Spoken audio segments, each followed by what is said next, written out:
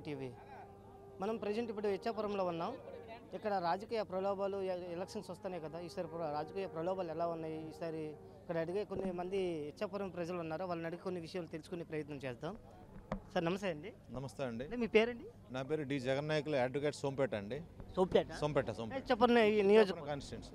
ఎలా ఉందండి? ఇప్పుడు ఇక్కడ నారా లోకేష్ గారు రాబోతున్నారు కదా, ఎట్లా ఉంది ఈసారి, ఏ విధంగా? సరే, నారా లోకేష్ గారు వచ్చారు కాబట్టి ఇక్కడ చాలా బాగుంటుందండి. ఇచ్చాపురం కంపల్సరీ ఎమ్మెల్యే గారు గెలుస్తారు.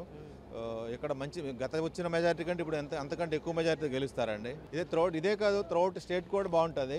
ఎందుకంటే వైఎస్ఆర్ పార్టీ చేసినట్టు అన్యాయాలు, అక్రమాలు, దౌర్జన్యాలు, లైన్ మైన్ వైన్ అండ్ ఇవన్నీ ఎక్కువ జరిగాయి కాబట్టి చెప్పింది ఒకటి చేసింది ఒకటి.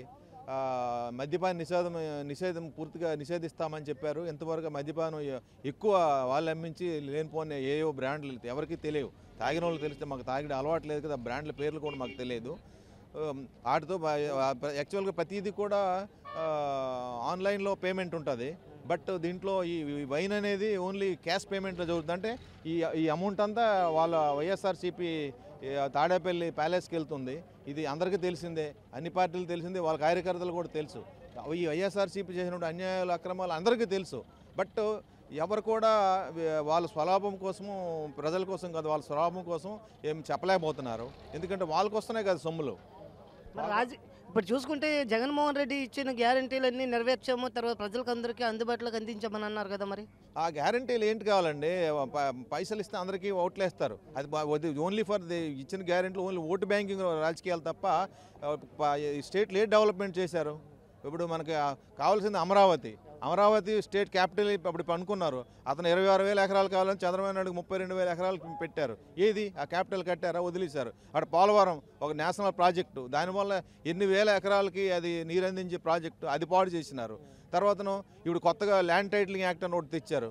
ల్యాండ్ టైటిలింగ్ యాక్ట్ వాళ్ళు ఇప్పుడు ఏంటంటే వాళ్ళ కోసమే తెచ్చుకున్నారు. ఎందుకు? వాళ్ళు గ్రాప్ చేసిన ప్రాపర్టీస్ అన్నిటి కూడా వాళ్ళ పేర్లో రికార్డ్ చేసి వాళ్ళు ఓనర్ అయిపోవాలనే ఉద్దేశం తెచ్చారు. కానీ ఒరిజినల్గా పేదోడికి ఎంత అన్యాయం జరుగుతుంది అనేది పబ్లిక్ తెలియట్లేదు. అది గవర్నమెంట్కి వాళ్ళకి తెలుసు. వాళ్ళ కోసమే టైటిలింగ్ తెచ్చి వాళ్ళు గ్రాప్ చేసిన ప్రాపర్టీస్ అన్ని వాళ్ళ పేరున టైటిల్ తీసుకోవడానికి తెచ్చారు. కోర్టులో ఫైల్ చేయడానికి లేదట. కోర్టు అంటే ఒక అనామకులు అయిపోయారు. అంటే ఇప్పుడు ఉన్నటువంటి వైసీపీలో ఉన్నటువంటి వీళ్ళంతా వైసీపీలో ఉన్నటువంటి నాయకులంతా ఈ ల్యాండ్ టైటిలింగ్ యాక్ట్లో బేస్ చేసుకొని అక్కడ ఉన్నటువంటి ల్యాండ్ టైటిల్ ఆఫీసర్కి వీళ్ళు ప్రజలిచ్చి ఎవడో సామాన్యుడికి మరి హక్కు రాదు. ఎవడైతే డబ్బు, ఎవడైతే అధికారం ఉంటుందో వాడికి ఈ టైటిల్ వెళ్తుంది. సామాన్యులకి చాలా అన్యాయం జరుగుతుంది. ఈ టైటిలింగ్ యాక్ట్ కానీ కంటిన్యూ అయితే ఈ రాష్ట్రంలో మరి డబ్బున్నోడిది, దౌర్జన్యం ఉన్నోడిది ఆస్తులు అవుతాయి. అదే మైట్ ఈజ్ రైట్ లా పూర్వంలో రాజరికం ఎలా జరిగేదో అంతకంటే ఘోరంగా ఉంటుంది అనమాట. మరి సార్ ఎలా ఉంది? ఈసారి ప్రజల్లో స్పందన ఎట్లా ఉందంటావు? మరి ప్రజల్లో బ్రహ్మాండమైన స్పందన ఉందండి. ఒక ఎంప్లాయీ అనేవాడు ఆవిడ ఓటేయడు. ఎందుకు? చదువుకున్నాడు కాబట్టి. ఎంప్లాయీ ఒకరే వేయరా, లేకపోతే ఇంకెవరైనా? సామాన్యులు రైతులు వేయరు, ఎంప్లాయీస్ వేయరు, అడ్వకేట్స్ వేయరు. కేవలం ఏంటంటే వీళ్ళు పైసలు ఇచ్చిన వాళ్ళు కూడా కొందరు వేస్తారు, కొందరు అది అందరూ కూడా వేయరు. డబ్బులు గవర్నమెంట్ ఇస్తుంది, ఎందుకు విడిచిపెడతారు? డబ్బులు పుచ్చుకుంటున్నారు, బట్ వాళ్ళు వేయరు. డబ్బులు అది తీసుకున్నా ఇచ్చినా వీళ్ళు పచ్చుకుంటారు తప్ప డబ్బులు అది ఓటు మాత్రం వాళ్ళకి వేయరు. ఎందుకంటే ఈసారి ఇచ్చాపురం నియోజకవర్గంలో బెందాల మసూక్ గారు ఉన్నారు. మరి ఆయన ఎమ్మెల్యేగా ఇప్పుడు ఆల్రెడీ టీడీపీ హయాంనే ఇప్పుడు ఎమ్మెల్యేగా చేస్తున్నారు. మరి ఈసారి ఆయన స్పందన ఎట్లా ఉందంటే ఈసారి మెజారిటీ వచ్చే అవకాశాలు ఉన్నాయంటారు, లేకపోతే గతంలో కంటే ఇక్కడ డబుల్ మెజారిటీ వస్తాయండి ఇచ్చాపురం నియోజకవర్గం. ఎందుకంటే వైసీపీ మీద అందరూ విసిగిపోయారు, అందరు రాష్ట్రం మొత్తం అన్ని వర్గాలు విసిగిపోయారు. కాబట్టి వైసీపీలో గతంలో వచ్చిన మెజారిటీ కంటే రెండింతల మెజారిటీ వస్తుందని నా ఉద్దేశం. నాకు తెలుసు కూడా, అది కరెక్ట్ కూడా.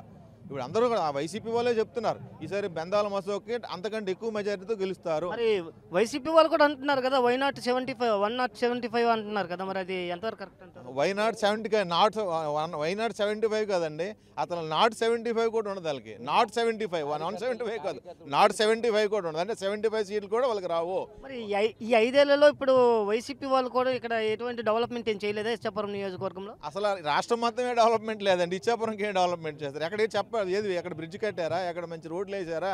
లేకపోతే ఎక్కడ ఏం చేశారండి? ఏం లేదు.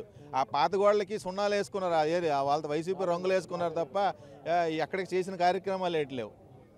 ఖచ్చితంగా మళ్ళీ నారా చంద్రబాబు నాయుడు గారే వచ్చే అవకాశాలు ఉన్నాయంట. మరి ఈసారి పొత్తు పెట్టుకొని జనసేన వాళ్ళు కూడా పొత్తు పెట్టుకొని ఉన్నారు కదా, వాళ్ళు ఏమైనా సపోర్ట్ చేసే అవకాశాలు కనిపిస్తున్నాయి?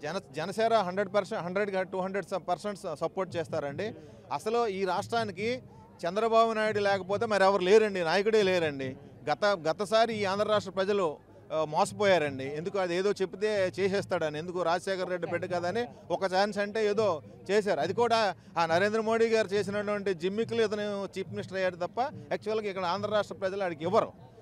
ఇంత క్వాలిటీ ఉన్నటువంటి క్వాలిఫైడ్ అయినటువంటి చంద్రబాబు నాయుడు లాంటి వదిలేసి పనికిమాలిన ఇచ్చారు. ఒక డ్రైవర్ ఉన్నాడు, ఎక్స్పర్ట్ డ్రైవర్ బాగా డ్రైవ్ చేస్తాడా, లేదా ఎప్పుడు డ్రైవింగ్ రానోడు డ్రైవింగ్ ఇస్తే డ్రైవ్ చేస్తాడా? Expert driver.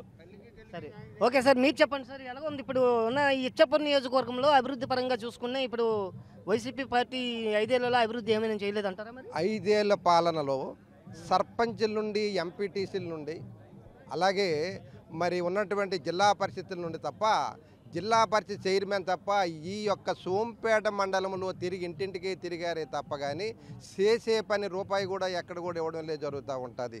సో మరి ఇచ్చాపురంలో ఏంటి చేసి ఆ బ్రిడ్జి ఎప్పుడో కూలిపోయినది, నేటి వరకు అదే గతి లేకుండా జరుగుతూ ఉంటుంది. సో ఎక్కడైనా సాగునీటికి రూపాయి ఏమైనా ఇచ్చావా? ఎవరికి ఇచ్చినా ఉన్నటువంటిది డబ్బులు ఇస్తే కాదు, సంపద సృష్టించే డెవలప్మెంట్ అవుతుంది. సో ఇక్కడ జరుగుతూ ఉన్నటువంటిది ఎక్కడ కూడా ఒక ఎమ్మెల్యేగా ఈరోజు సర్పంచ్ నిధులు లేవు. సర్పంచులందరూ కూడా మొన్న అమరావతిలో పెట్టి వాళ్ళందరికి పోలీసులు కాల్ పెట్టారు, అయ్యా మమ్మల్ని వదలండి, మాకు కనీసం ప్రజలు మాకు ఓటేసినందుకు మేము వాళ్ళు కనీసం సపోర్ట్ చేయవలసిన పరిస్థితి లేదు, ఒక రూపాయి సిల్లిగా లేదు, సర్పంచ్ని చెప్పుకోవడం సిగ్గేస్తున్నాడు, దౌర్భాగ్యం జరుగుతూ ఉంటుంది. మరి బెందాల మసోక్ గారు ఇప్పుడు ఇచ్చాపురం నియోజకవర్గంలో ఎమ్మెల్యేగా ఆల్రెడీ ఉన్నారు, టీడీపీ నమ్ముకొని. మరి ఇంతవరకు ఆయన నుండి వచ్చే నిధులు కానీ ఏమైనా ఇక్కడ అమలు చేసి ప్రజల్లోకి మంచి అభివృద్ధి చక్కటికి వచ్చినాయి సార్.